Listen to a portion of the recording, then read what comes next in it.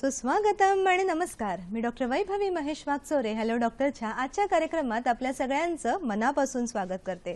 प्रेक्षक हो, आला आहे या आठवड्याचा नवीन शुक्रवार आणि घेऊन आलो हॅलो डॉक्टरचा एक नवीन प्रोग्राम खास आपल्यासाठी. प्रेक्षक हो, आपल्याला माहिती आहे की गर्भ राहणं आणि बाळ आपल्या गर्भामध्ये उत्तरोत्तर विकास करत जाणं ही अतिशय सुंदर आणि शब्दांच्या पलीकडची अशी कल्पना आहे त्या आईसाठी. निसर्गाने दिलेली ही एक भावना अशी आहे की निस्वार्थीपणे आई आपल्या कुशीमध्ये आपल्या गर्भामध्ये हा गर्भ वाढत असते आणि नकळतच त्या आईच्या आयुष्याची लाईफलाईनच हे बाळ बनून जातं. परंतु काही कारणांमुळे काही महिलांना काही दाम्पत्यांना हे बाळाचा अनुभव आपल्या कुशीमध्ये बाळ वाढवण्याचा अनुभव घेता येत नाही आणि तेव्हा गरज वाचते ती परक गर्भाशय दत्तक घेण्याची, अर्थातच सरोगेट मदर घेण्याची. आणि म्हणूनच हा जो सध्या विषय आहे याबद्दलचे बरेच प्रश्न आपल्या मनामध्ये उत्पन्न आहेत आणि त्यांनाच एक प्रामाणिक प्रयत्न आम्ही करणार आहोत की सर्व आपल्या प्रश्नांना योग्य आणि शास्त्रशुद्ध अशी उत्तरे देण्याचा. आणि म्हणूनच आजचा विशेष विषय आम्ही तुमच्या समोर सादर करणार आहोत तो असा आहे सरोगसी, समज आणि गैरसमज. मनापासून स्वागत करतो. नमस्कार. प्रेक्षक हो, आपल्याकडे खरोखरच एक उत्तुंग व्यक्तिमत्व झालेलं आहे, तर त्यांची ओळख आपण सर्वप्रथम पाहूयात. इंग्लंडमधील प्रख्यात रॉयल महाविद्यालयातून स्त्रीरोग व वंध्यत्व निवारण विषयात डॉक्टर संदीप माने यांनी डॉक्टरेट ही पदवी भूषण केलेली आहे. Best professional of the year या लंडनमधील नामांकित अशा पुरस्कारासाठी सुद्धा त्यांची निवड झाली होती. तसंच त्यांनी इंग्लंडमध्ये जवळजवळ 12 वर्ष काढली आणि करिअरदृष्ट्या स्थिरसावर होऊन सुद्धा ते आपल्या मायभूमीचे ऋण परत देण्यासाठी आणि आपल्या ज्ञानाचा भारतामधील लोकांना उपयोग होण्यासाठी आपल्या मायदेशी परत आले. ठाण्यामधलं पहिलं सरोगे बाळ जन्माला आणण्याचा मान द ओरिजिन इंटरनॅशनल सेंटरला दिलेला आहे. तसंच 30 वर्षे वंध्यत्वाशी झगडल्यानंतर वयाच्या 55व्या वर्षी गर्भधारणा होऊन अपत्य प्राप्तीचं सुख मिळवून दिलं ते सुद्धा डॉक्टरांच्या यशस्वी अशा उपचारांनीच. भारतातलं पहिलं लॅप्रोस्कोपिक सर्वायकल स्टिच हे ऑपरेशन सुद्धा डॉक्टर माने यांच्या प्रयत्नांनीच यशस्वी झालेलं आहे. तसेच त्याची दखल BBC वर्ल्ड न्यूज इथे सुद्धा घेतली गेलेली आहे. आई बाबांना जन्म देणारे प्रसूती तज्ञ आणि फर्टिलिटीचे बादशाह म्हणून त्यांची एक विशेषच अशी ओळख आहे. सर्व सोयींनी सुसज्ज अशा द ओरिजिन इंटरनॅशनल फर्टिलिटी सेंटरचे सर डायरेक्टर आहेत. आयकॉन ऑफ ठाणे तसेच लोकमत लेगसी 2017 या पुरस्कारांनी सुद्धा त्यांना सन्मानित करण्यात आलेला आहे. तसेच ओरिजिन या ठाण्यामधल्या सेंटरला वर्ल्ड्स ग्रेटेस्ट ब्रँड हा पुरस्कार सुद्धा दुबईमध्ये प्रदान झालेला आहे. तर प्रेक्षक हो, दखल घ्या की एक उत्तुंग असे डॉक्टर आणि व्यक्तिमत्व असलेली असे एक व्यक्ती आपल्याकडे आलेली आहे.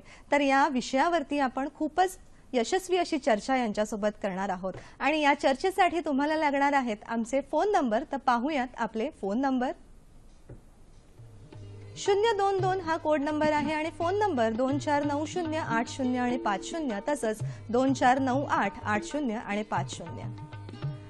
प्रेक्षक हो, आपला प्रश्न हा आजच्या विषयाला अनुसरूनच असावा. तसंच आपल्या टीव्ही संचाचा आवाज मात्र बंद ठेवा जेणेकरून आपला प्रश्न थेट आमच्यापर्यंत येईल. तसंच या विषयाच्या निमित्ताने आम्ही एक फेसबुक कॅम्पेन रन करत आहोत. तर त्याच्याविषयीची जी लिंक आहे ती आम्ही दुसऱ्या ब्रेक नंतर आणि शेवटी पुन्हा एकदा दाखवणार आहोत. त्याची आपण सगळ्यांनी निश्चितच दखल घ्यावी. तर आता आपण वळणार आहोत आपला जो विषय आहे सरोगसी, समज आणि गैरसमज. या विषयाबद्दल आपण काही बोलण्या अगोदरच एक ध्वनिचित्रफित आपण पाहणार आहोत की जिने या विषयाचं एक ओढावा आपल्याला घेता येणार आहे. पाहूयात. आज वंध्यत्वाशी झुंजणाऱ्यांची संख्या वाढली आहे. बदलती जीवनशैली, वाढतं वय, वाढणारं वजन,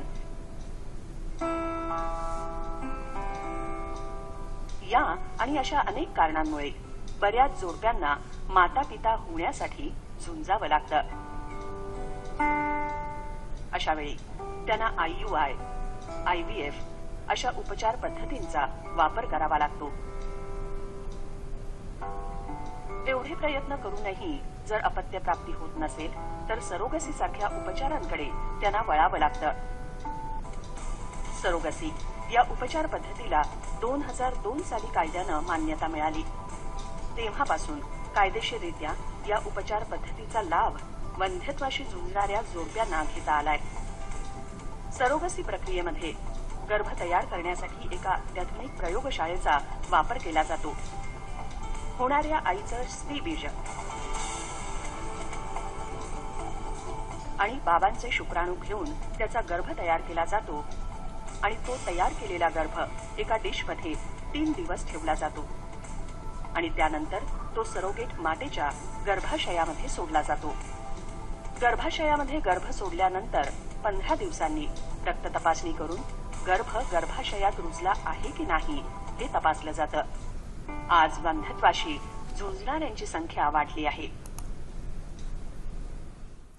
सुरुवातीला जर आपण सर हा व्हिडिओ दाखवला त्यातनं खरंच हा जो विषय आहे की ज्याबद्दल अवेअरनेस जागरूकता सध्या कमी आहे, आम्हाला थोडासा एक आढावा मिळालेला आहे. तरी पण तुम्हीच सांगा की ओव्हरऑल हे सगळं कसं असतं. हा विषय खूप चर्चेमध्ये आहे आणि आय एम शुअर बऱ्याच जणांना हा प्रश्न पडला असेल की सरोगसीबद्दल आपण बरंच ऐकतो, पण ही खूप लोकांना ह्याची गरज लागलेली नसते. मग ह्याचं एवढं काय महत्त्व असावं? कसं आहे ना, महत्त्व का आहे तर ज्यांना ही ट्रीटमेंट लागते त्यांच्या आयुष्याचं खरंच म्हणजे आयुष्य ॲक्च्युली उद्ध्वस्त झालेलं असतं. खूप वर्ष ते झगडलेले असतात आणि त्यानंतर त्यांना हा पर्याय जेव्हा घ्यावा लागतोय तेव्हा त्यांच्या दोघांचे प्रश्न खूप मोठे असतात. बाय द वे हे कपल एक आयडियल कपल असतंय. 15-15, 20-20 वर्ष एकमेकांना साथ देऊन IUI म्हणतोय, IVF सारख्या ट्रीटमेंटला घेऊन झगडत असतात आणि एकमेकांना त्यांना सोडायचंही नसतं आणि त्यातून काहीतरी व्हावं अशा इच्छेने ते झगडत असतात. म्हणून सरोगसीचं महत्त्व ह्यांच्यासाठी खूप होतं. आवडीने करत नसतं कोणी, त्यांना ते मनापासून हवंय, सरोगसी हवंय असं नसतं. पण शेवटचा मार्ग आता दुसरं काही उरलंच नाही म्हणून घेतात. म्हणून आपण सरोगसी चर्चा करतोय. ॲट द सेम टाइम हा माझा डॉक्टरकीचा भाग झाला. दुसरा एक माणूस, एक ह्युमन बिईंग, माणुसकीचा भाग की एका गरीब स्त्रीचे काय प्रॉब्लेम्स आहेत भारतामध्ये.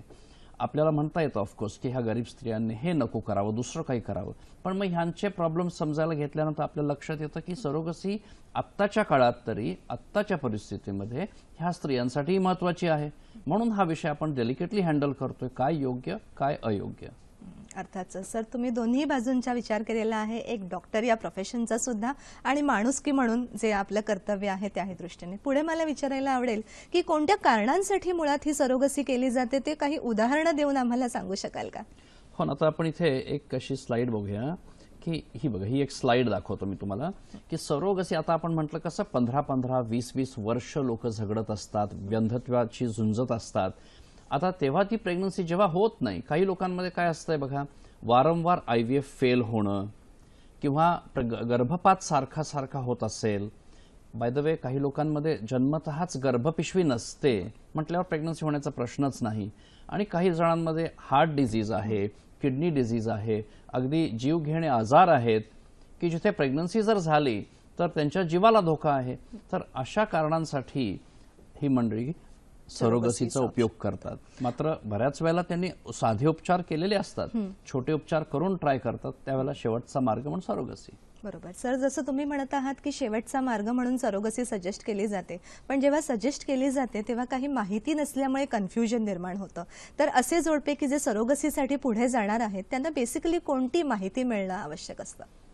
कसं आहे ना, तो विषय आपल्याला गरजेचा वाटेपर्यंत आपण त्याची काहीच माहिती घेणार नाही. का, कोण कशाला त्या विषयाची माहिती घेत असते. त्यामुळे जरी 10 वर्ष 15 वर्ष वंध्यत्वाशी झुंजतायत तरी सरोगसीबद्दल खूप माहिती नसते. तो विषय जेव्हा येतोय पुढे आणि ती वेळ जेव्हा येते डिस्कस करण्याची, तेव्हा ते आपल्या समोर बसतायत आणि आपल्यालाही दिसतंय की आता नुसतंच तेच परत चालू आहे. मग आपण काय म्हणतो की बघा, ह्यातनं आता बाहेर पडण्याचे 2-3च मार्ग आहेत. पहिला काय, कंटाळायचं, थकायचं, थांबून जायचं, सोडून द्यायचं आणि म्हणायचं झेपत नाही, जमत नाही, आता असं नशिबावर सोडूया. आता हे किती जणांना जमेल 15-20 वर्षांच्या वंध्यत्वानंतर? दुसरा मार्ग अडॉप्शन आहे, तोही मार्ग छानच आहे, पण प्रत्येकाला पटतं असं नाही आहे, हा वैयक्तिक भाग. आणि म्हणून सरोगसी हा विषय त्यांच्या समोर आल्यानंतर ते प्रश्न विचारतात, काय आहे हे. मग तेव्हा आपण त्यांना समजवतो की हे कोणी दुसरं कॅरी करतंय, कायदेशीररित्या असतंय, त्याला अग्रीमेंट असतं. मग त्यांचे प्रश्न असतात, मग हे बाळ कसं वाढतं, मग कुठे असेल, मग कुठे राहतात त्या, मग डिलिव्हरी नंतर बाळ आम्हाला लगेच मिळतं का, कायद्याच्या काही प्रॉब्लेम्स, बर्थ सर्टिफिकेटवर कोणाची नावं, आम्हाला हे जगाला सांगायलाच लागेल का, कोणाला न सांगता आम्हाला हे असं बाळ करता येईल का, अशी माहिती त्यांना आपल्याला द्यावी प्रश्न लागते. येतात. सर, आपला जो भारत आहे तो आता हे विकसनशील असा देश आहे की पुढे आपण प्रगतीपथावर एक एक पुढे चालत आहोत. पण अजूनही कुठलीही मोठी ट्रीटमेंट आली किंवा कुठलाही मोठा डिसिजन जरी आपल्या घरामध्ये आला तरी आपण 4 लोकांची मतं गॅदर करतो. पण हा तर खूप मोठा असा निर्णय आहे. तर या सरोगसी विषयी आपल्या समाजामध्ये काय काय गैरसमज आहेत त्याबद्दल थोडंसं मार्गदर्शन करा. आता आपण म्हटलं जसं की हे कपल जेव्हा आपल्या समोर बसलंय, त्यांना ही माहिती दिली आहे, तर तुम्ही इमॅजिन करू शकता की ह्या कपलने कदाचित हे आयुष्यात कधी विचार नव्हता केला की आपल्याला बेबी करायला अशी ट्रीटमेंट घ्यावी लागेल. जेव्हा ते दोघं पहिलं आपल्या स्वतःची तयारी करतायत, त्यांची कोंडी समजून घ्या. आता हे आई वडील भाऊ बहिणींकडे पण कदाचित डिस्कस करायला घाबरत असतील, कारण पारिवारिक दृष्टिकोनातनं आता कसं मान्यता मिळेल, घरातल्यांना काय वाटेल. बाय द वे, एवढं 10 वर्ष चाललेल्या ट्रीटमेंटचे सगळे डिटेल्स थोडी ना कोणी आपल्या घरातल्यांना सगळ्यांनाच सांगितलेले असतात. ऑफकोर्स घरातल्यांना काळजी असते नक्कीच, पण ती माहिती दिली नसल्याने घरातल्यांनाही कळत नाही की हे काय चाललं असेल. मग सरोगसीची माहिती त्यावेळेला जेव्हा देतो, पारिवारिक प्रॉब्लेम येऊ शकतो आणि समाजा दृष्टिकोनातनं अजूनही अवेअरनेस लागतंय आणि त्यावेळेला मग समाजाचं जरा आपल्याला प्रबोधन करणं गरजेचं आहे. तो आज आपला प्रयत्न असेल. निश्चितच प्रेक्षक हो, आजच्या कार्यक्रमाचा उद्देशच आमचा हा आहे की समाजाचं सरोगसी या विषयावरचं प्रबोधन आम्ही करणार आहोत. त्या संदर्भात आपल्याला अजून एक फोन आहे. सुदाम बोलत आहेत औरंगाबाद येथून. नमस्कार. हॅलो. हा, औरंगाबादहून बोलतो, सुदाम सावके. बोला. हा मॅडम, माझा डॉक्टर साहेबांना प्रश्न आहे. विचारा आपला प्रश्न. आमच्या नातेवाईकामध्ये कमीत कमी 27 वर्ष झाले. माझे बाची आहे आणि त्याला अजून मुलबाळ नाहीये. बरं. सगळ्या ट्रीटमेंट करून झालेल्या आहेत का आपल्या? हो हो, पूर्ण ट्रीटमेंट केलेलं आहे. आम्ही जवळजवळ 15-20 वर्षापासून ट्रीटमेंट घेत आहे आतापर्यंत. बरं. त्यांना सजेस्ट केलं आहे का सरोगसीसाठी? हा, सजेस्ट केलेलं नाही. आम्हाला डॉक्टर साहेबांकडून थोडस माहिती पाहिजे, जेणेकरून आम्ही डॉक्टर साहेबांपर्यंत पोहोचेल. निश्चितच. सुदाम, आपण फोन ठेवा. सर, काय सांगू शकाल त्यांना? सुदाम, 27 वर्ष. आता मी मगाचपासून जे सांगायला बघतोय बघा, मी तर नुसतं आपलं आमच्या अनुभवातनं बोलतोय, पण कोणी 27 वर्ष जेव्हा हे झुंज दिले, इमॅजिन करा म्हणजे कसं असेल त्यांचं आयुष्य. आता त्यांना कुठल्याही आशेचं जे काही किरण मिळते ते धरणार आहेत. आणि अशा वेळेला आता ऑफकोर्स आपल्याला डिटेल्स माहीत नाही आहे. 27 वर्ष जेव्हा नाही होत आहे, पहिला प्रश्न असा आहे की काहीतरी कारण आहेच. ते काय आहे? शुक्रजंतूंचा विषय असू शकतोय, स्त्रीबीज, गर्भपिशवी, असं वेगवेगळे. तर आता ह्यातलं जे काही कारण असेल, 27 वर्षांमध्ये मी असं गृहीत धरतोय की IUI झालं असावं, IVF झालं असावं, वय पण आता ऑफकोर्स वाढलेलं असणार आहे. मग अशा वेळेला हे जर अशा छोट्या मार्गांनी जर झालेलं नसेल तर मग आता मी नाही म्हणत आहे सरोगसीच हा मार्ग आहे त्यांच्यासाठी, पण काही वेळेला अशा परिस्थितीतनं सरोगसी त्यांच्यासमोर मांडावी लागते. आता गर्भपिशवीची क्षमता जर नसेल, असं गृहीत धरूया 2 मिनिटं, तर मग सरोगसीच त्यांच्यासाठी महत्वाची असेल. स्त्रीबीजांची कमजोरी असेल, काही वेळेला असं होतं, तर मग स्त्रीबीज बाहेरनं घेण्याचा पर्याय असेल. त्यामुळे 27 वर्षालाच घेऊन सरोगसीच हवी आहे असं नाही, पण त्याचं कारण काय आहे त्याला घेऊन ते ठरणार आहे. बरोबर. निश्चितच सुदामजी, सरांनी जसं मार्गदर्शन केलेलं आहे त्याप्रमाणे कदाचित सरोगसी हे त्यांच्यासाठी ऑप्शन असू शकेल आणि त्याच अनुषंगाने पुढची माहिती आम्ही आमच्या कार्यक्रमात देणारच आहोत. सर, आता मला विचारायचं आहे की सरोगसी सजेस्ट केलेली आहे, कपल सुद्धा मानसिक तयारी करत आहे की अच्छा आपल्याला आता सरोगसी पुढे जायचं आहे एक पाऊल, परंतु त्या दरम्यान त्या कपलसाठी आणखीन कुठल्या समस्या भेडसावू शकतात? कसं आहे ना, आता एकदा हा विषय मनाला पटला, समजा की आपल्याला डॉक्टरांनी समजवलं की एवढ्या सगळ्या वर्षांनंतर आता हाच खरं एक मार्ग आहे जिथे तुमच्या स्त्रीबीजांना घेऊन, तुमच्या शुक्राणूंना घेऊन, बायोलॉजिकल चाइल्ड ज्याला म्हणतो आम्ही, असं होण्याचा हाच एक मार्ग आहे, असं जर कधी वाटायला लागलं तर मग त्यांना ते घरी जाऊन ही माहिती बसून चर्चा करावी लागते, समजून घ्यावं लागतं. कारण एवढी माहिती असते ती की ते बापरे, ते कसं म्हणणार, आपण हे ऍक्सेप्ट कसं करायचं. पहिलं तर मनाची तयारी सगळ्यात महत्वाची. त्यातून जर मनाला पटलं तर मग हे घरी कोणाकोणाला सांगायचंय का, समाजाला सांगायचंय का, हे सगळं आपण हे कोणाला न सांगता होऊ शकेल का, हे विषय त्यांच्या समोर येतात. आणि ऑफकोर्स आर्थिक हा विषय येतोच शेवटी. ह्या सगळ्याला 15 वर्ष ट्रीटमेंट करून करून आर्थिक दृष्टीने जड झालेलं असतं, त्यात अजून ही मोठी ट्रीटमेंट, तेही टेन्शन. मग ह्या सगळ्याची जेव्हा मनाची तयारी होते, कधी 6 महिने पण जातात, कधी वर्ष पण जातं, देन दे कम बॅक. थोड्या दिवसांनी परत येतात की सर आता हे सगळं झालंय, तयारी छान झाली आहे, आता आम्ही रेडी आहोत. त्याच वेळेला ते पुढे जाणं योग्य असतं. बरोबर. अर्थातच आपल्या मनाची तयारी करणं सरोगसीसाठी पुढे जाताना हा मला वाटतं ट्रीटमेंटचा सगळ्यात पहिला पायरी ही असू शकते. प्रेक्षक हो, यात सरोगसी समज आणि गैरसमज विषयावरती अजून बरीचशी माहिती आहे की आम्हाला तज्ज्ञ डॉक्टरांकडनं तुमच्यापर्यंत पोहोचवायची आहे. तसंच काही विशेष टिप्स सुद्धा आम्हाला तुम्हाला द्यायच्या आहेत. परंतु आता वेळ आहे एका छोट्याशा विश्रांतीची. लगेचच भेटूया हॅलो डॉक्टरमध्ये. प्रेक्षक हो, याच विषयाच्या अनुषंगाने काही विशेष टिप आपल्यासाठी आम्ही आणलेली आहे. तर पाहूया आजची आपली विशेष टिप काय आहे ते. सुरक्षित लैंगिक संबंधांमुळे वंध्यत्व टाळता येते. धूम्रपान, दारू आणि मानसिक ताणतणाव टाळावा. वंध्यत्वाशी झुंजणाऱ्या जोडप्याला मित्रपरिवार आणि नातेवाईकांच्या सकारात्मक पाठिंब्याचा खूपच जास्त उपयोग होतो. वंध्यत्वाशी झुंजताना जोडप्याने आपलं लग्न टिकवण्याची खबरदारी घ्यावी. तसंच वंध्यत्वाशी झुंजताना आपल्या मानसिक, शारीरिक आणि आर्थिक मर्यादा ओळखून उपचार पद्धतीचे निर्णय घ्यावेत. खरोखरच प्रेक्षक हो, या टिप्स आणि वंध्यत्वाशी झुंजताना आपल्याला जे काही गोष्टी सामोऱ्या जाव्या लागतात, या सर्व दृष्टीने विचार करूनच हा विषय आम्ही आज आपल्यासमोर मांडत आहोत. तर आता विषयाच्या दुसऱ्या मुद्द्याकडे जाऊया की सरोगेट मदर ही जी व्यक्ती असते, तर बेसिकली या व्यक्तीला जेव्हा आपण सिलेक्शन करतो किंवा आणखीन काही मुद्द्यांवरती हे करतो, तर कुठलीही महिला की जी सरोगेट मदर म्हणून पुढे येणार आहे, तिची मानसिकता कशी असते मुळात. आता दुसरा भाग तो आहे की ज्या कोणी अशी प्रेग्नन्सी करून द्यायला तयार असतात, त्यांच्या सुद्धा काही अडचणी असतात आणि त्या कारणासाठीच ते पुढे आलेले असतात. आणि मेनली ऑफकोर्स आर्थिक दृष्टीने त्यांना काही गरजा असतात. आपण ही एक छोटीशी व्हिडिओ बघूया, ज्यामध्ये आपण ह्या महिलांचे प्रश्न समजून घेतो आहोत. सरोगसी करण्यास तयार असलेली स्त्री भगिनी ही अनेक समस्यांचा सामना करत असते. हलाखीच्या आर्थिक परिस्थितीमुळे मुलांचं शिक्षण, स्वतःचं घर दुरुस्ती यासाठी वेळोवेळी घेतलेली कर्ज आणि या कर्जफेडीसाठी त्यांना पैशांची निकड भासते. सरोगसीच्या माध्यमातून अशा महिला भगिनीला पैसे मिळवून आपल्या कौटुंबिक गरजा पूर्ण करता येतात. अर्थातच सरोगेट मदर कशी तयार होते. आता असं आहे ना की त्यांच्या हे प्रश्न असतात. मात्र आता ते पुढे जेव्हा येतात तेव्हा कोणालाही सरोगसी करायला अलाउड नसतं. त्यांचं वय असायला लागतं, यंग असायला लागतात, त्या 35च्या आतल्या असायला हव्या, त्यांची फिटनेस असायला हवी असते. आपण त्यांच्या सगळ्या टेस्ट्स करतो, हिमोग्लोबिन, शुगर आणि बाकी सगळ्या HIV इन्फेक्शन्स. ह्यातून जर त्या फिट असतील आणि घरातल्यांची संमती असेल आणि त्यांच्या दृष्टीने हे सगळं जर योग्य असेल, तर मग त्यांच्या ह्या रिक्वेस्टला आपण पुढे नेऊ शकतो.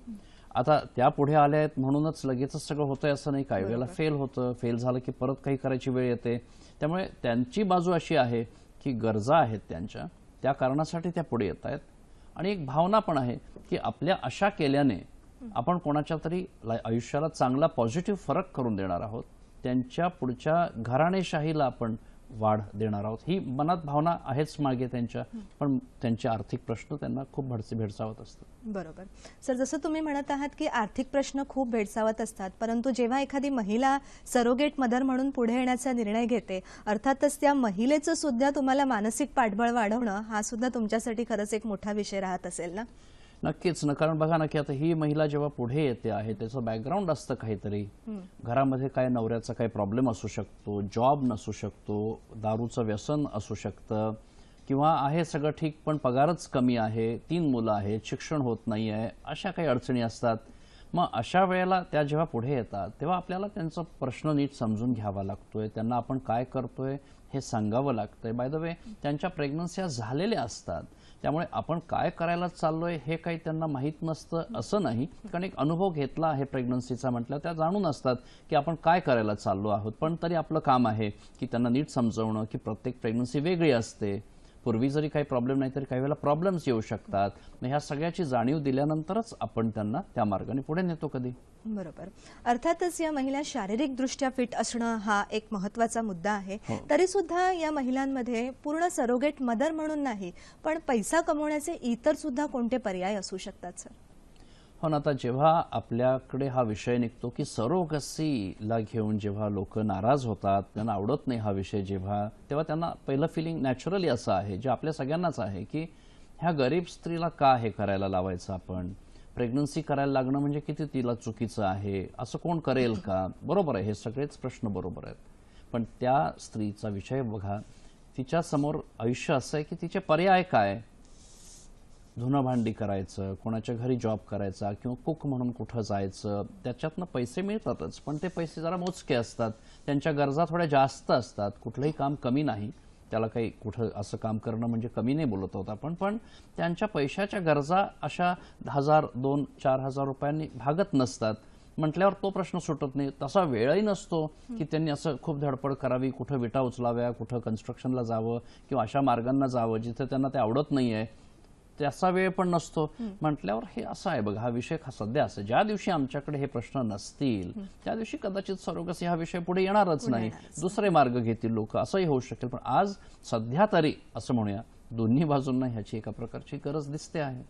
अर्थातच टाळी कधीही एका हाताने वाजत नाही. त्यामुळे ही जी गरज आहे, जी समाजामध्ये सध्या निर्माण झालेली आहे, ती दोन्ही बाजूला समान अशीच गरज आहे. सर, याच अनुषंगाने आपल्याला मुंबईतून एक फोन आहे सोनाली यांचा. नमस्कार सोनाली.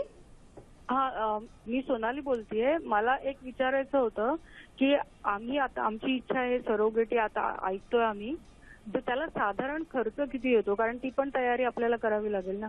अर्थातच. ठीक आहे सोनाली. सर, आर्थिक बाजूचा विचार. असं आहे ना सोनाली, बघा, खर्चाचा विषय असतो जेव्हा, तिथंच हा प्रॉब्लेम ह्या सध्या सरोगसीला घेऊन आहे. आणि तिथेच सरकारला जे लक्षात आलंय की ह्यामध्ये काही गोष्टी चुकीच्या होत असतात. त्यामुळे आपल्याला ह्याच्यावरती आता आराखडा मांडायचं चाललंय.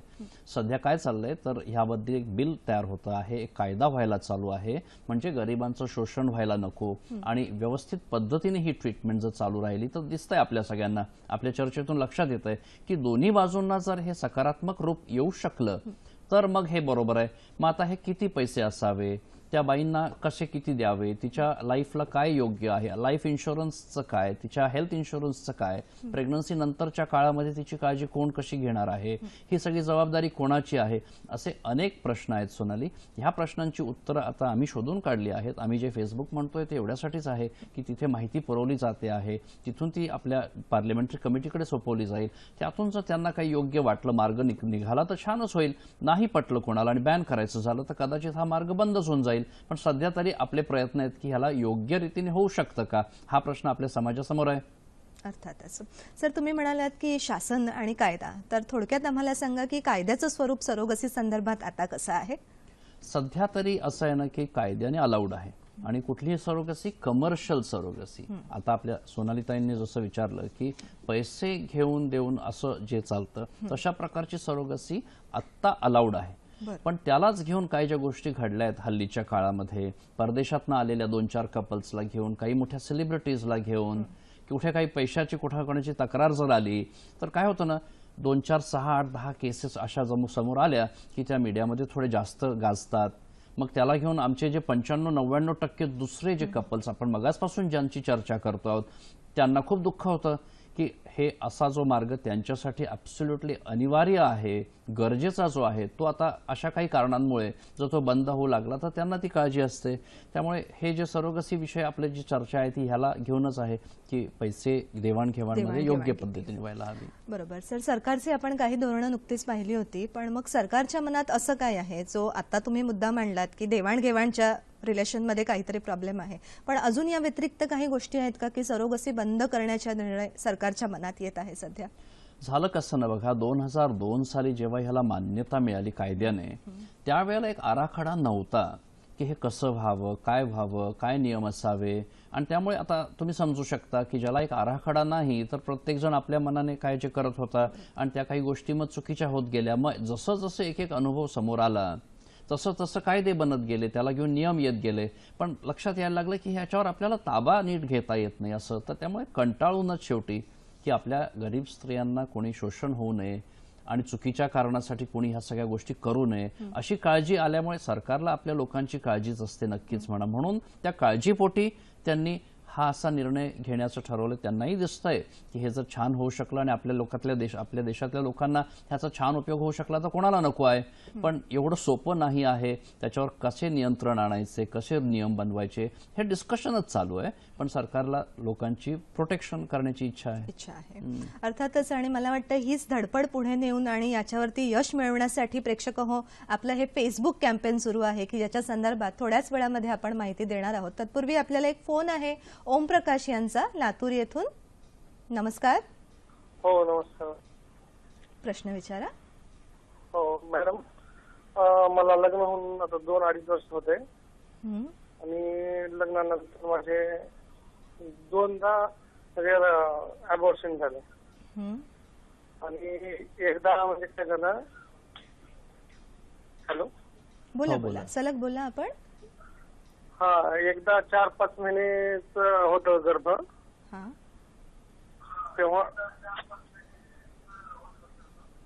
सलग प्रश्न विचारा आपला. सोनोग्राफीचा रिपोर्ट केल्यानंतर मग डॉक्टरांनी सांगितलं की बाबा ते गर्भ काढून टाकावं लागेल. बरं. मग तेव्हा ते गर्भ काढून टाकलं. म्हणजे अबॉर्शन झालं. हा. नंतर आणखी दुसऱ्या वेळेस राहिला गर्भ 5-6 महिन्यानंतर. मग नंतर अचानकच मिस अबॉर्शन झालं. मग आता नंतर पुढे काय करावं होतं. आता हे होऊन आता 4-5 महिने झाले. बरं. दुसरं अबॉर्शन. हो ठीक आहे ओमप्रकाशजी, प्रयत्न करतो तुम्हाला उत्तर देण्याचं. Sir, recurrent miscarriage.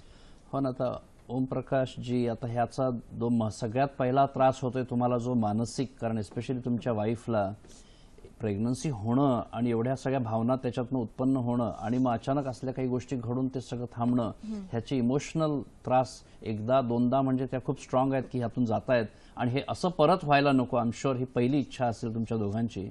तर त्यासाठी आता विषय समजूया. कारणं अनेक असतात.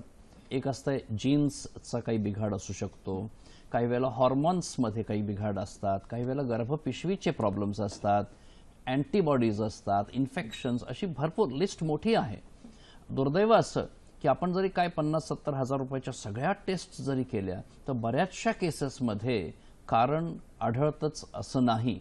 आणि ट्रीटमेंट म्हणून काय जे मार्ग असतात, आय एम शुअर आता 2दा तुमच्या डॉक्टरांनी खूप प्रयत्न केले असतील आणि त्यातून इंजेक्शन, टॅबलेट्स वगैरे भरपूर झालं असेल, पण सगळ्याच ह्या काही प्रॉब्लेम्सला आपल्याला औषधांनी ताबा मिळवता येतो असं नाही.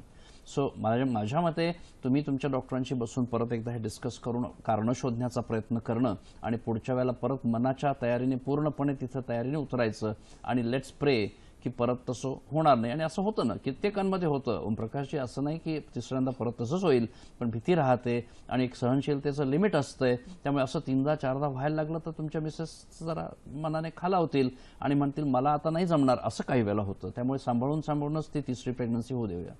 अर्थातच. ओमप्रकाशजी सरांनी तुम्हाला उत्तम मार्गदर्शन केलेलं आहे आणि मानसिक पाठबळ प्रत्येक वेळेला ठेवणं ही त्यातली एक महत्त्वाची पायरी आहे, ही तुम्ही कधीही विसरू नका. प्रेक्षक हो, अजूनही सरोगसी याबद्दलचे समज गैरसमज यावरती आपण चर्चा करणार आहोत. तसंच फेसबुकचं जे आपलं कॅम्पेन सुरू आहे त्याची लिंक सुद्धा आम्ही तुम्हाला देणार आहोत. परंतु आता कार्यक्रमामध्ये वेळ आहे एका छोट्याशा विश्रांतीची. लगेचच भेटूया हॅलो डॉक्टरमध्ये. प्रेक्षक हो, याच संदर्भातलं एक कॅम्पेन आपण फेसबुकवरती रन करत आहोत. तर तुमच्या सर्वांच्या मतांसाठी आम्ही फार उत्सुक आहोत. तर याच कॅम्पेनची लिंक आपण पाहूयात. www.facebook.com The Origin Foundation. तसंच हा कोड आहे. आपल्या मोबाईलद्वारे टिप करून आपण खरोखरच आपलं वैयक्तिक मत फेसबुक पेजवरती देऊ शकता.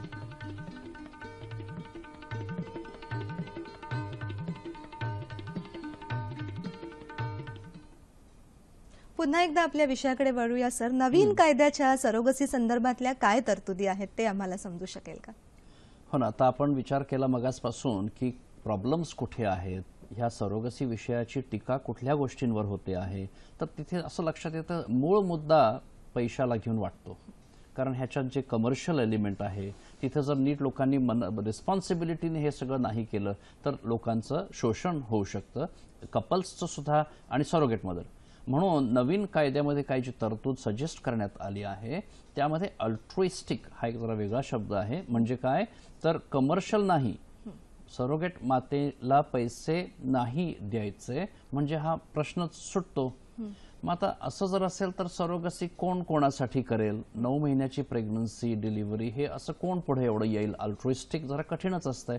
ऑफकोर्स बहीण असेल, घरातली सून असेल, क्लोज ब्लड रिलेटिव्ह असेल तर तसं त्यांनी अलाउड ठेवलेलं आहे. ओके. म्हणजे आता बाहेरच्यांनी कोणी करायला तसं नाही. अजून आता हा डिस्कशनचाच भाग आहे, सध्या अजून हा कायदा झालेला नाहीये, पण कायदा होण्याच्या उंबरठ्यावर आहोत आपण की असं जर झालं तर कमर्शियल अलाउड नाही, पैसे अलाउड नाही देणं आणि घरातल्या ब्लड रिलेटिव्हच्या क्लोज नातेवाईकाने करावं असं एक त्याच्यातनं मार्ग दिसतोय. म्हणजे शोषण होणार नाही, गैर गोष्टी कमी होतील असा एक अंदाज आहे. पहिला भाग तो आहे. दुसरा भाग ऑफकोर्स की मग ते कुठल्या वयातल्या असाव्या आपला म्हणजे कपल्स, काही कपल्सला की वयाच्या ठराविक लिमिटपर्यंत स्त्रीचं वय पुरुषांचं वय डिफाईन करण्यात आलंय, आतापर्यंत नव्हतं. आणि एक कॉन्ट्रोवर्शियल विषय जो असतोय बघा, कोणी करावं सरोगसी, म्हणजे कपल जे मॅरिड आहेत. आता पूर्वी कसं असायचं ना की लग्न झाल्यानंतर कोणीही करू शकत होतं. आता कसं त्यांनी म्हटलंय 5 वर्षांच्या नंतरच, लग्नाच्या 5 वर्षांच्या नंतरच तुम्ही हे करू शकता. आणि शेवटचा विषय single parents, gay people, lesbian people अशांना काही वेळेला हे करायचं जेव्हा असतंय तर ते आता तसं काही कायद्याने नव्हतं बंदी. ह्या पुढे मात्र तसं त्या कायद्यामध्ये त्यांना अयोग्य वाटेल असं वाटतंय.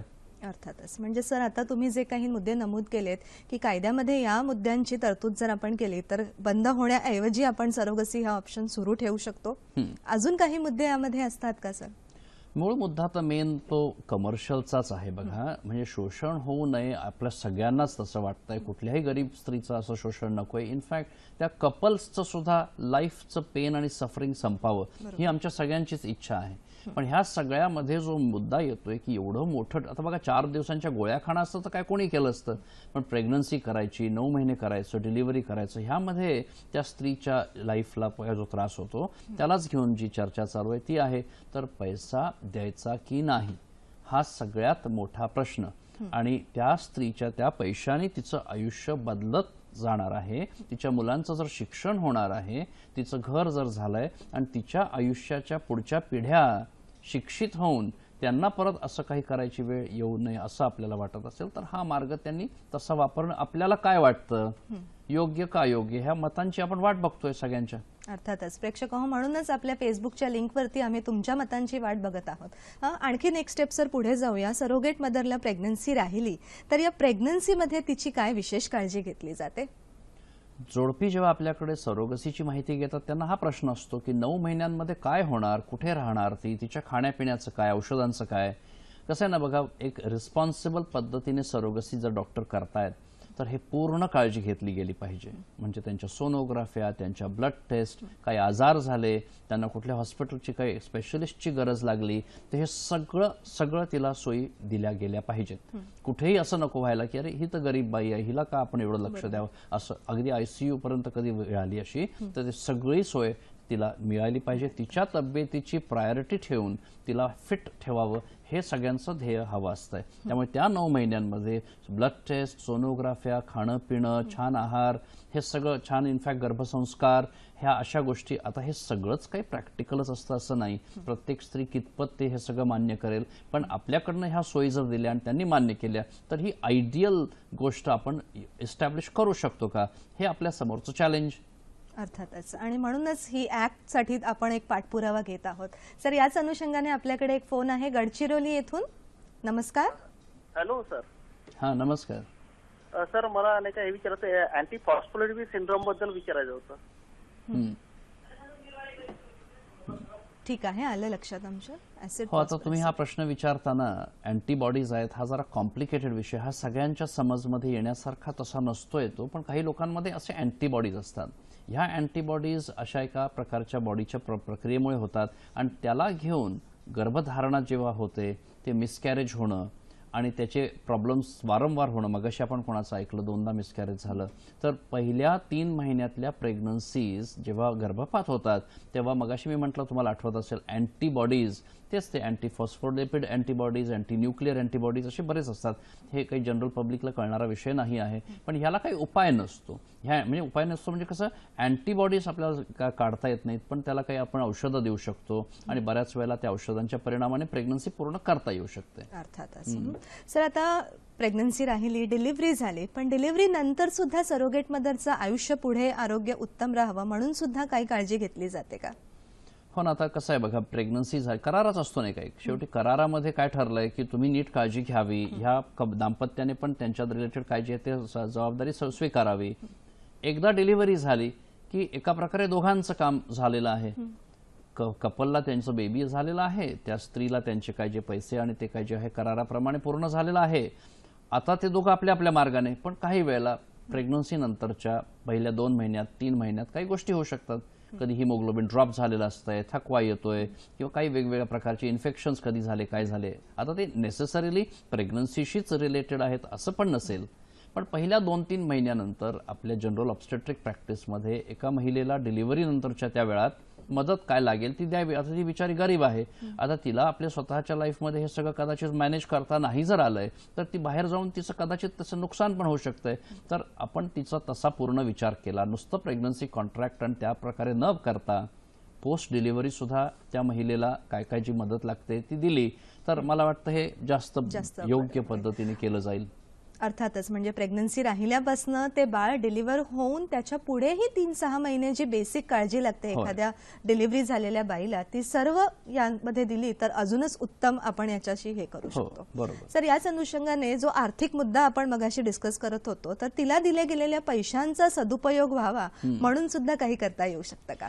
हा एक कठीण विषय आहे खरंच. म्हणजे आजपर्यंत कसं ना कोणी त्यामध्ये विचार तेवढा नाही केला की त्या स्त्रीच्या काय गरजा आहेत आणि त्या किती आपण कशा योग्य पद्धतीने त्यांना द्याव्या, आणि एकदम पैसे दिले तर ते काय होत असेल, ते पैसे कुठे घरात जात असतील, कोण तिथून नेत असेल, काही त्यांचा ताबा आहे का त्याच्यावर, एवढं करून त्यांचा खरंच त्यांच्या मुलांना फायदा झाला का, हे सगळं कसं ना एक वैयक्तिक प्रश्न असतोय म्हटलं, तिथं आपल्याला जास्त जाता येत नाही. पण जर आपल्याला ह्याला पॉझिटिव्हली पुढे जायचंय, जर ह्या ट्रीटमेंटला आपल्याला शाबूत ठेवायचंय आणि चांगल्या पद्धतीने करायचंय, तर काय होऊ शकतं की त्या बाईंशी आपण बसून बोलू शकतो की बाबा तुमच्या हातात एवढे पैसे आधी सुरुवातीला दिले जातील.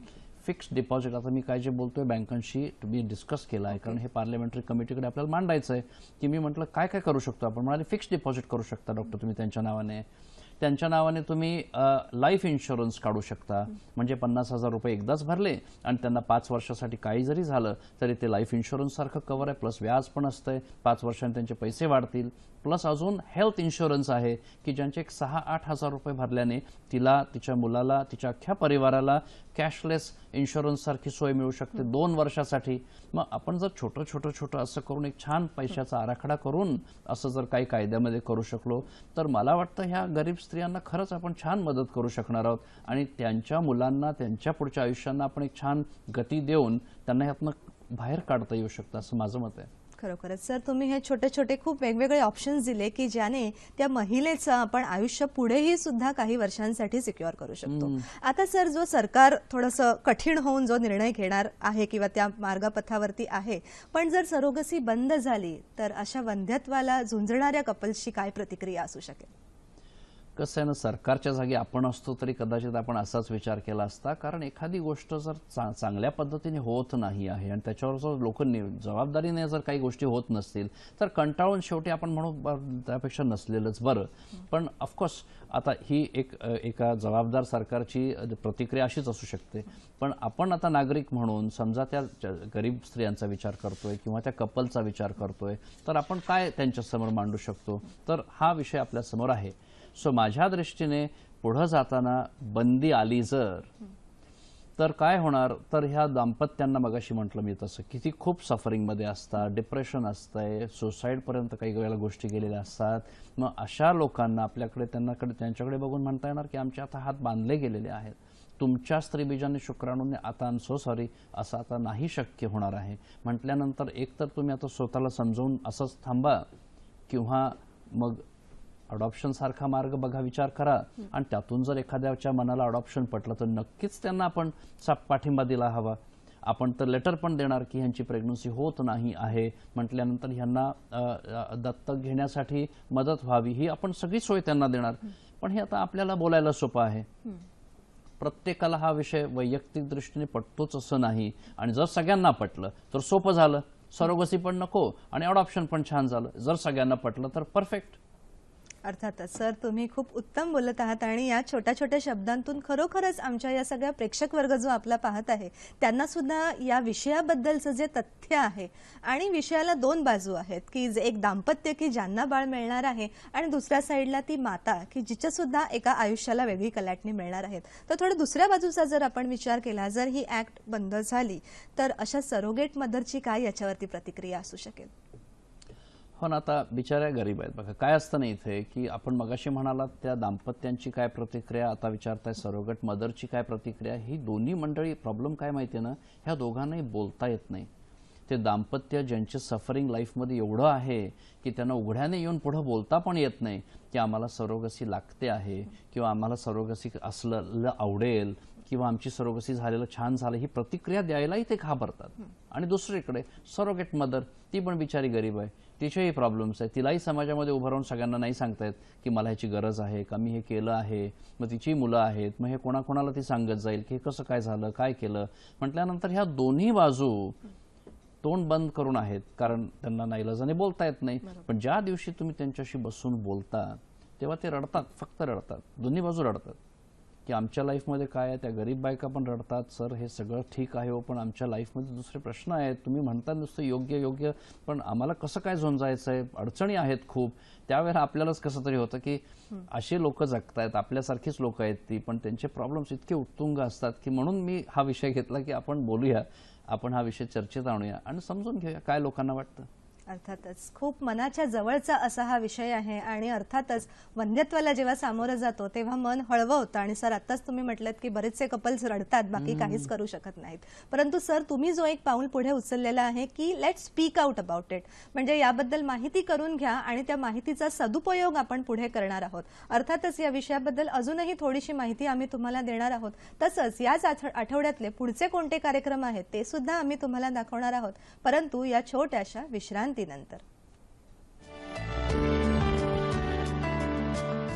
प्रेक्षक हो, डॉक्टरांप्रमाणेच आपल्या कार्यक्रमामध्ये अजूनही काही वेगवेगळे विषय मांडण्याचा आम्ही नेहमी प्रयत्न करतो. तर पाहूयात आपले उद्याचे आणि परवाचे कार्यक्रम कोणते आहेत ते. हॅलो डॉक्टर प्रायोजित कार्यक्रम शनिवार दिनांक 17 जून 2017 रात्री 8 वाजता. विषय आहे सर्व आजारांवर होमिओपॅथिक उपचार. सहभाग डॉक्टर प्रदीप पवार यांचा. तसंच आपला रविवारचा कार्यक्रम आहे 18 जून 2017 रात्री 8 वाजता. विषय केसगळती आणि हेअर ट्रान्सप्लांट आणि सहभाग आहे डॉक्टर धनंजय चव्हाण यांचा. पुन्हा एकदा शेवटी आपल्या विषयाकडे सर आपण येणार आहोत. आपण या समाजामध्ये राहतो, त्यामुळे कुठलाही निर्णय घेताना किंवा त्याची दुसरी बाजू मांडताना आपल्याला समाजाला उत्तर द्यावं लागतं. तर या ओव्हरऑल विषयाबद्दल समाजाची मानसिकता कशी असू शकते? तुम्ही म्हणताय तसं समाजाला काय वाटतंय हे खूप महत्वाचं आहे, आणि तोच आपला विषय आज आहे.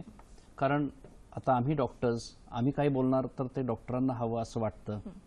कपल्स ज्यांना हवंय त्यांच्या पण गरजाच आहेत, आणि ती गरीब बाई तिची पण गरज आहे. त्यामुळे हे सगळ्यांना जे आपल्याला हवंय असंच बोलतात असं फिलिंग आहे. पण लेट अस सी की जी लोक ह्याच्यात नाही आहेत, ज्यांना ह्याच्याशी काहीच नाही घेणं आहे, त्यांना काय वाटतं. प्रॉब्लेम कुठे होतो की त्यांना हा विषयच नीट कळत नाही. कारण हा विषय असा आहे की का कोणाला ह्याच्या बाबतीत माहिती असेल, का कोणी जाऊन त्याच्याबद्दल समजून घ्यायचा प्रयत्न करेल. म्हणून मग तिथे त्यांचा प्रॉब्लेम होतो की आपलं मत देत. आता ऑफकोर्स एका गरीब स्त्रीचं शोषण होतंय, श्रीमंतांनी केलं आहे असं आपण कोणासमोर मांडलं तर नक्कीच कोणी म्हणणार नाही ना, मग हे तर नाहीच व्हायला हवं. ते तर साहजिकच प्रतिक्रिया तशी आहे. पण जर आपण खोलात जाऊन आज जसं चर्चा केली आहे ते विषय समजले तर कदाचित त्यातले आतले डिटेल्स कळून समाजाला काही वेगळं फिलिंग येऊ शकतंय. आतुरतेने वाट बघणार आहोत आपण लोक काय म्हणतात ते. अर्थातच प्रेक्षक हो, लक्षात घ्या की समाज ही अशी एक रूपरेखा आहे की जिथे एखादा जागरूकतेचा विषय आला आणि तो पॉझिटिव्हली घेतला गेला तर सर्वच लोकांच्या अनुषंगाने एक प्रात्यक्षिक असा निर्णय प्रस्थापित आपण करू शकतो, परंतु तोच विषय जर निगेटिव्हली घेतला गेला तर त्याचे दुष्परिणाम सुद्धा होऊ शकतात.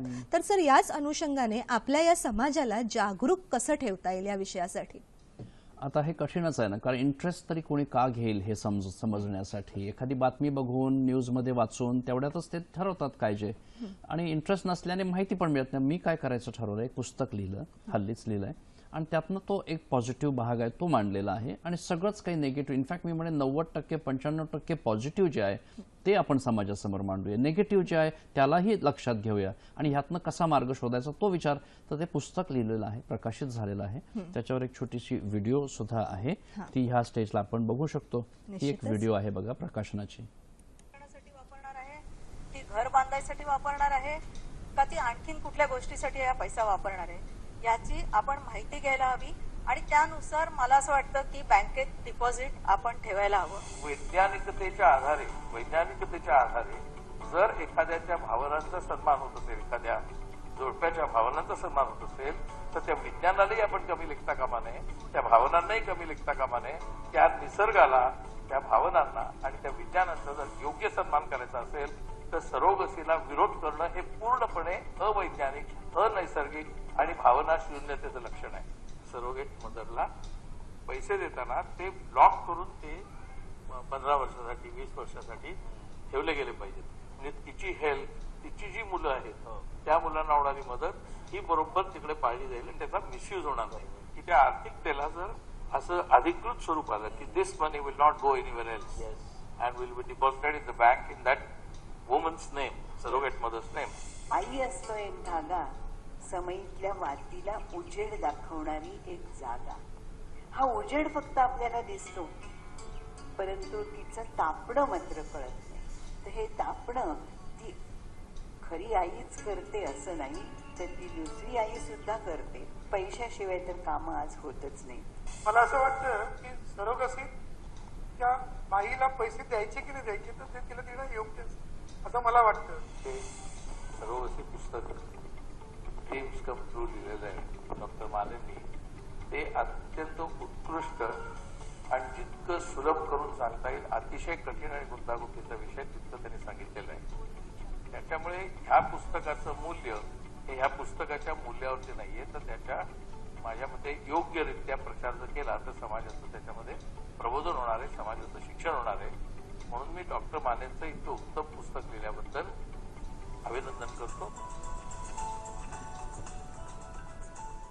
सर, खरोखरच या व्हिडिओतनं एक पुस्तकाबद्दलची थोडीशी तुमच्या कुतूहल वाढलेलं आहे, आणि ही चळवळ जी तुम्ही सुरू केलेली आहे तिचा लढा सुद्धा आपण जिंकावा यासाठी सुद्धा तुम्हाला खूप खूप शुभेच्छा.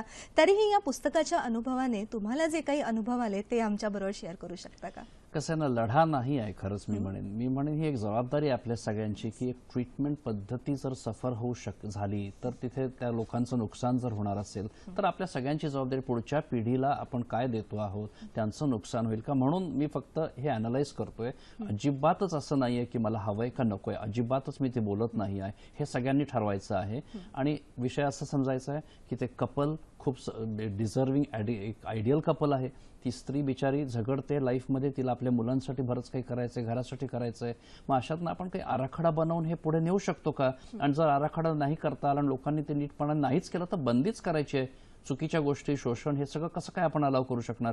ते नक्कीच बंद व्हायला हवं, पण तो निर्णय आपल्या सगळ्यांना घ्यायचा आहे. अर्थातच सर, जसं तुम्ही म्हटलात की ही एक लढा नाहीये, पण हा एक पुढे एक क्रांती व्हावी या विषयाबद्दलचे, आणि जे सध्या निगेटिव्ह वाईब सुरू आहेत की या विषयाबद्दलचे समाजामध्ये किंवा सरकारच्या शासनाच्या दृष्टिकोनातनं, त्यातून सुद्धा आपण एक पॉझिटिव्ह मार्ग काढावा, हाच यातला आपला उद्देश आहे. प्रेक्षक हो, आता वेळ झालेली आहे आपल्या आरोग्य सल्ल्याची. तर पाहूया आजचा विशेष आरोग्य सल्ला काय आहे ते. संतुलित आहार आणि नियमित व्यायाम यामुळे मानसिक पाळीत नियमितता राहण्यास मदत होते. पुरुषांमधील जास्त वजन किंवा लठ्ठपणामुळे शुक्राणूंची संख्या कमी होऊ शकते. अतिउष्णता, दारू, धूम्रपान किंवा दीर्घकाळ एकाच जागी बसून काम करणे या गोष्टी पुरुषांमधील वंध्यत्वासाठी कारणीभूत होऊ शकतात. वयाच्या 30 वर्षांनंतर शक्यतो गर्भधारणेत विलंब करू नये, कारण वाढीव वयाच्या स्त्री आणि बीजाच्या संख्येवर आणि गुणवत्तेवर परिणाम दिसून येतो. प्रेक्षक हो, सुरुवातीलाच आम्ही सांगितलं होतं की याबद्दलचे, या संपूर्ण सरोगती विषयाबद्दलचे जे काही आपले कमेंट्स आहेत ते आपण आपल्या फेसबुकच्या पेजवरती देऊ शकता, की ज्याची आम्ही उत्सुकतेने वाट पाहत आहोत. तर पुन्हा एकदा तुमच्या माहितीसाठी पाहूया आपली फेसबुकची लिंक काय आहे ते. www.facebook.com/theoriginfoundation. द ओरिजिन फाउंडेशन ही आपली लिंक आहे आणि हा सोबत कोड दिलेला आहे. आपल्या मोबाईलद्वारे आपण हा टिपून घेऊ शकता.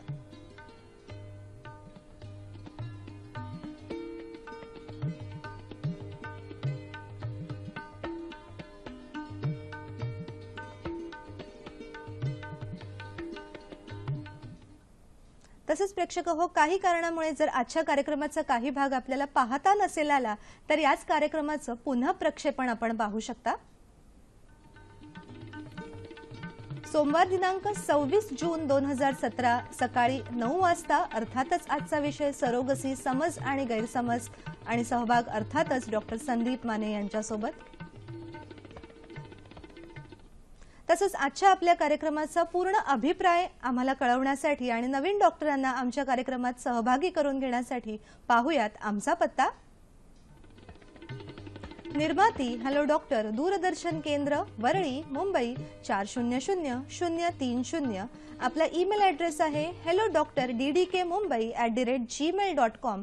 तसंच फेसबुक आणि यूट्यूबच्या लिंकमधून सुद्धा तुम्ही आमच्याशी संपर्क करू शकता.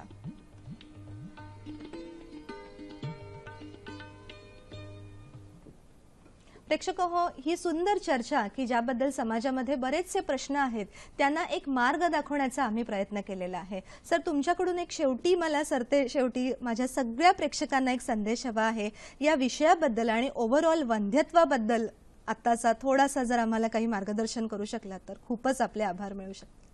हो, वंध्यत्व हा विषय खूप गंभीर आहे. ज्यांना त्याचा त्रास होत असतो त्यांचं लाईफ खूप उद्ध्वस्त झालेलं असतं. त्यांच्या रिलेटेड आपल्याला जेवढं करता येईल तेवढं आपण सगळ्यांनी करायला हवं. घरातल्यांनी पाठिंबा, मित्रांनी पाठिंबा द्यायला हवा. कामावरती त्यांचं लक्ष दिलं गेलं पाहिजे आणि ट्रीटमेंटचे सगळे मार्ग आपण त्यांच्यासाठी उघडे ठेवता आले पाहिजे अशी माझी विनंती आहे सगळ्यांना. आणि फाउंडेशन आमचं जे आहे ते आता ह्या बाबतीत कार्यरत आहे. आणि जाता जाता एक अजून विषय मांडतो सगळ्यांसमोर. डॉक्टर पेशंट नातं हे जे काही आता थोडंसं बदलत चाललं आहे ह्यावरती मी सकारात्मक काम सुरू करतो आहे की डॉक्टरांचा आणि पेशंटचा एकमेकांवरती विश्वास वाढणं हा आमचं पुढचं पाऊल आहे. त्याच्या बाबतीत पण लवकरच तुमच्या लक्षात येईल.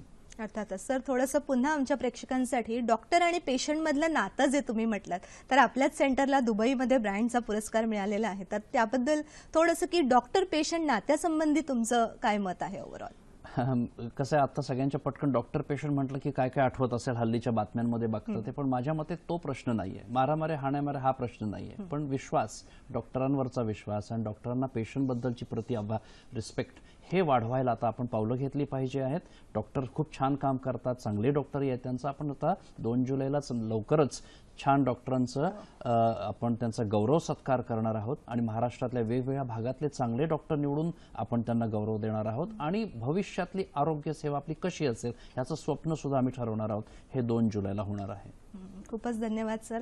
प्रेक्षक हो, लक्षात घ्या की बाळ आपल्या गर्भामध्ये वाढवणं, त्याला जोपासणं ही अतिशय सुंदर आणि अगदी मनाला आल्हाद देणारी अशी प्रक्रिया आहे. परंतु यासाठी गरज लागते ते अशाच एका निस्वार्थी अशा हृदयाची की जे सरोगेट मदरच्या माध्यमातून आपल्याला मिळतं. आणि म्हणून ज्या दाम्पत्यांना पालकत्वाचा अनुभव घेता येणार नाही त्यांना पालकत्व देणाऱ्या या सगळ्या सरोगेट मदर्सना आम्ही मानाचा मुजरा करतो. आणि तसंच डॉक्टर संदीप माने यांनी पूर्ण शास्त्रशुद्ध अशी माहिती आपल्याला या विषयाबद्दल दिल्यासाठी त्यांचे सुद्धा हॅलो डॉक्टर तर्फे मनापासून आभार. आणि तुम्हा सर्व प्रेक्षकांना आमच्याकडून खूप खूप शुभेच्छा. पुन्हा भेटूया नवीन कार्यक्रमामध्ये. धन्यवाद.